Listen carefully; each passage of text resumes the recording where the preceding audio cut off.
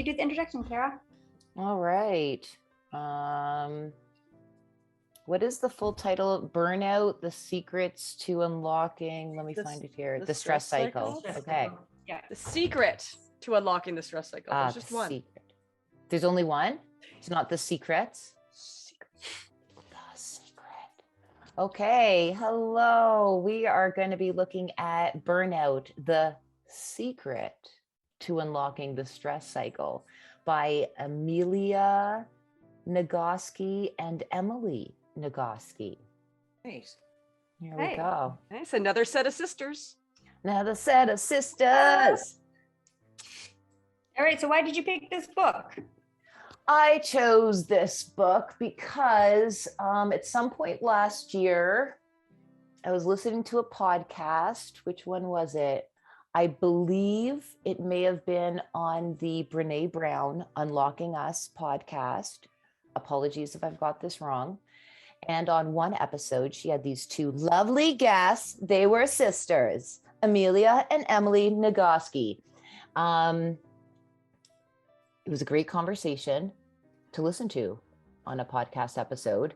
And what I really enjoyed was how the sisters interacted with each other. I was like, oh, here's some women that do some real talk where they can be like silly, but also serious. So I found that really attractive. But then what they were talking about is what ultimately lured me in, because I am endlessly fascinated by this idea of, you know, there is such a, from my perspective, such a craze for like self-help or like healing or get into therapy or whatever. And I'm much more of a believer of do what works for you. And one of the ways that trying to bring forth my best self, what works for me is really getting my body involved and my voice. Like I don't, even though it's ironic that I'm studying to become a psychotherapist, there's a much bigger part of me that believes it doesn't have to be like so academic or such a pathology, that like humans can just be humans. And wouldn't it be natural and normal that sometimes you got to work things out of your system, very much like how an animal does. If you observe animals, at least from like the human eye, they don't seem to walk around like they're carrying grudges against people. They just seem to like live in the moment. And if they have a thing, like if they go through a shocking experience, they just kind of like shake it off. And then they're like back in the game. So that's what I really appreciated. But I was like, I want to read their book. And that's how I got there, as I was just so fascinated by how can we use our voice and our bodies in motion as ways of supporting ourselves. Cool. I read the introduction and a little bit of the first chapter, and I really like their sense of humor so much. Like it's fun. Like I thought it was going to be another self-help book about wellness, like meditate and do all these things. Yeah. But they basically said it isn't. That isn't helpful, and you're not painting the picture of wellness without mentioning, like they say, the patriarchy. They're like, we have to at least mention the patriarchy. Like you can't just talk about, oh, another green smoothie and everything will be fine. Yeah, right? So really they're just so real. Yeah, I really like that. I was like, okay, this might be fun. And I was just recently talking to friends here just about that, about how it kind of is unfair that there's like this unspoken rule that different tasks are our tasks. Mm-hmm. We were all saying, like, we have lovely husbands, and we can, actually the one lady's like, I can ask my husband to do something, and sometimes he just says no. I was like, oh, no, if I ask my husband if he can help out, he says sure, and he does it. But the point is, and this is what this other woman was saying too, the point is that I shouldn't have to ask. It shouldn't just automatically be I are cleaning up or I'm doing these tasks. It's that we all do these tasks because we all live here. Like, why do I have to go shopping or whatever it was? I think also, like, and also to your point, like everyone's got great partners and that's wonderful.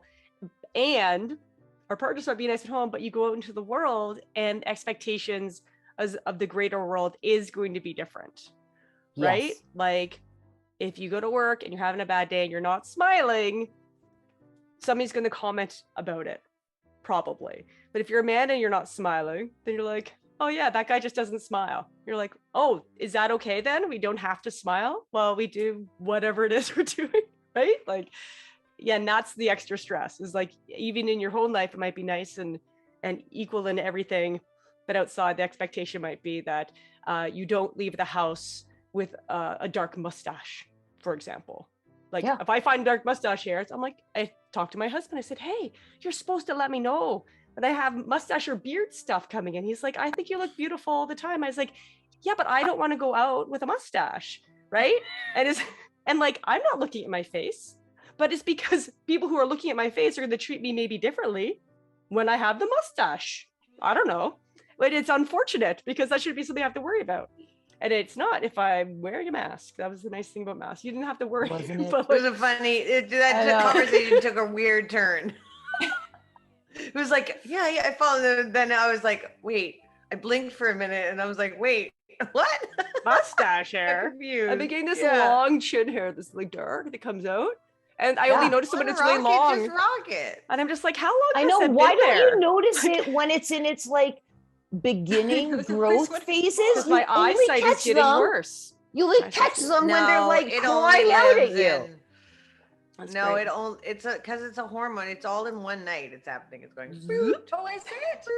Is that why? I Yeah, it's just not thought an I was eyesight thing. I have missing. 20/20 vision. Oh, I thought No, it's the you're not glasses missing thing it. too. I was like, oh, I never see them until they're like long, and I'm like, oh. Great. Oh. No, it's just happening Wow. all at once. Book interrupted. This interruption is brought to you by lidocaine. I just got out of the dentist, so half my face is frozen. Even my nose, like I can't feel that. So, such is life. I kind of like my smile crooked like this. What do you think? Book interrupted. I read part of the intro as well, and before I read the intro, I was like, I don't know about this book, and I flipped through it, and I was like, worksheets, really? On a book about burnout? Isn't that kind of against the point? Like, I don't need more work if I'm burnt out. So that was my first reaction. I was also like, Kara would love these worksheets. Of course, Kara picked this book. That's what I thought. totally love them. But I like that they're not like, you must use these or you will be unhealthy and unbalanced. It was like, if they're supportive, Right. go for it. I haven't got to the worksheets, but then I started reading the intro and I was like, oh, okay. They're not going to be like, okay, we're type A and you're obviously type A because you bought the book. So we're going to give you these worksheets you have to work through to solve your burnout. But they don't do that. They just say, that's not what it's about, which is nice. So I appreciate that. I've been drawn in. I will read the book. At first I was like, oh, I don't know about this book. I'm not doing worksheets. That was my first reaction. But now my second reaction is like, yeah, I can read this book. These people, I like their written voice, which is nice. Yeah, me too. They're so funny and light. I really like them. Yeah. What did you think about the science part, Mare? Like, you read the intro too, because they made a little thing about the science. They're like, let me tell you a little bit about science. So we're going to use some science, and these are the different types of science we're going to use. But this is what you should know about science. I appreciate that, because some people are like, there was a study and that is the end, right? And so I think that's one of the reasons people don't trust science. They're like, but the science said something last year. You're like, well, that's not really the nature of science, is that you're always just, you know. And also, I mean, they did mention the patriarchy. Like, some of the studies, like, everybody's biases, the scientists' biases are in their work, whether they want it to be or not. You know, they can work towards it not being, but it is. But yeah, so it's nice that they kind of like preface that for people who kind of see science as a separate thing, that they're not really sure how that all comes together.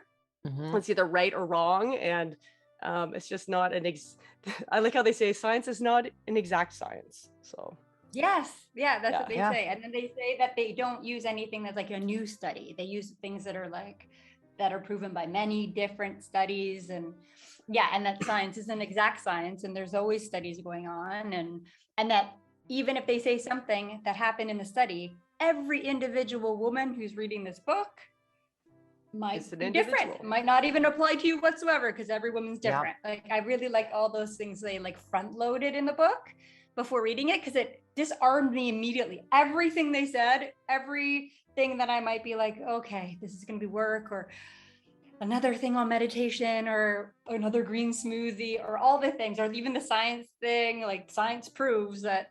It was just like disarm. Like, Yeah, I really I like found the same way. I found that whether they were cognizant of it or not in the writing process, what came across was them making several attempts at saying, and we're not the grand hierarchical expert.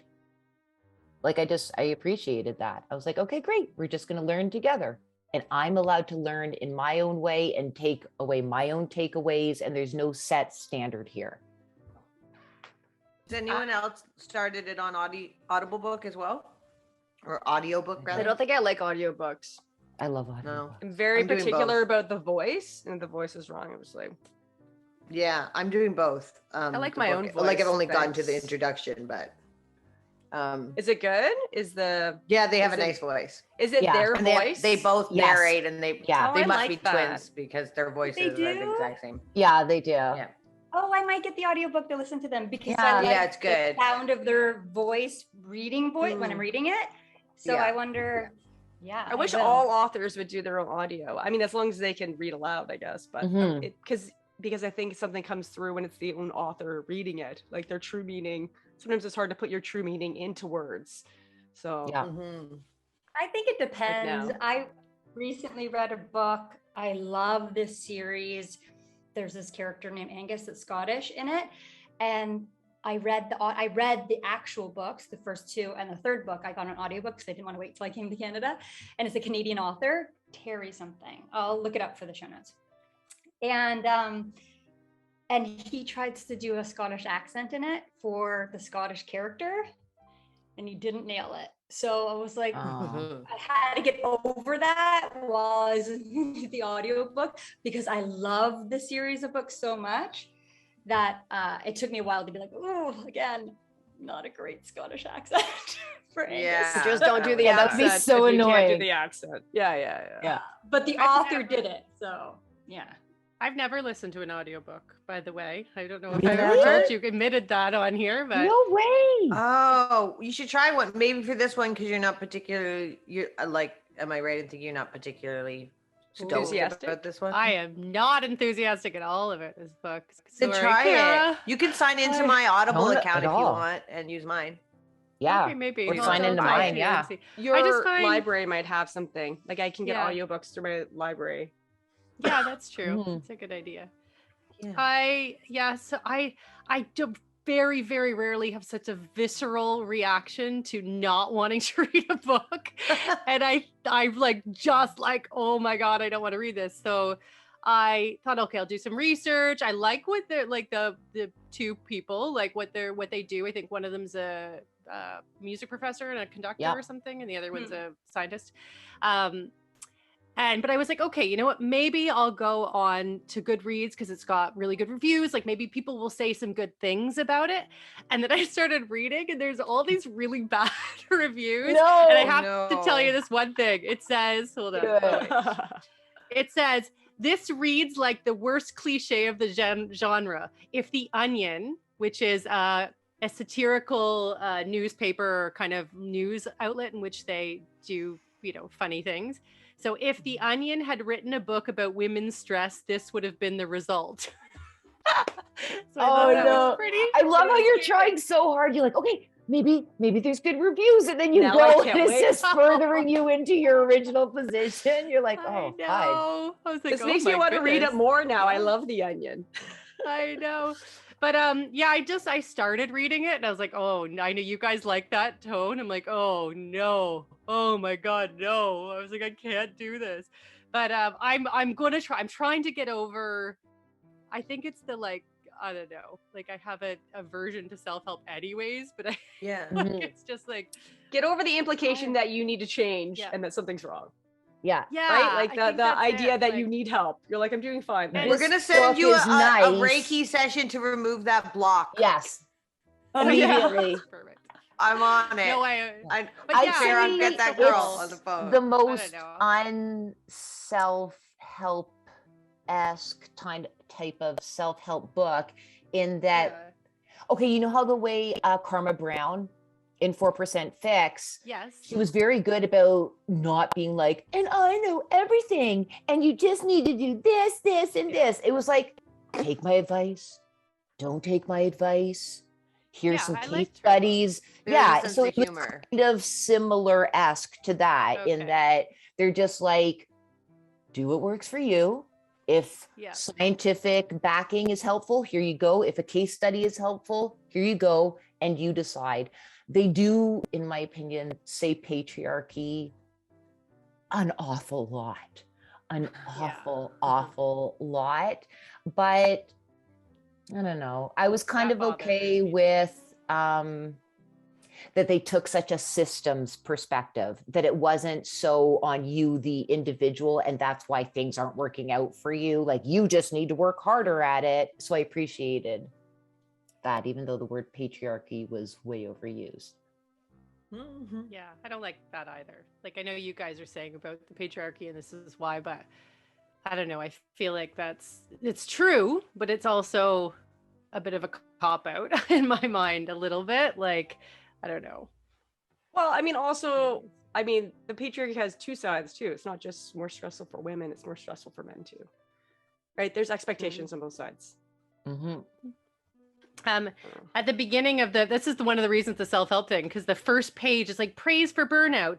Burnout is the gold standard of self-help books. That's the first line I read when I opened the thing, and I was like, oh no. So, oh man. Okay, I'm gonna give it a go anyways, for sure.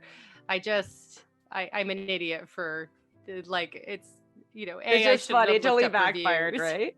It totally did. I love it. I was so like, much. if the Onion wrote this. Oh, there were some scathing reviews on there, like scathing. If you want to read after you've read the book, like some of them were good, but some of them are like 1 star. I don't know. They were pretty bad. But then I got into reading the reviews because they're funny when people really like hate a book because they get so passionate about it, and then they say things like that are funny. Oh, for sure. If you've enjoyed these video highlights, listen to the full episode on our YouTube channel or wherever you get your podcasts. Remember to like and subscribe and ring that bell to be notified when new episodes are published. Find out more by going to www.bookinterrupted.com. Never forget, every child matters.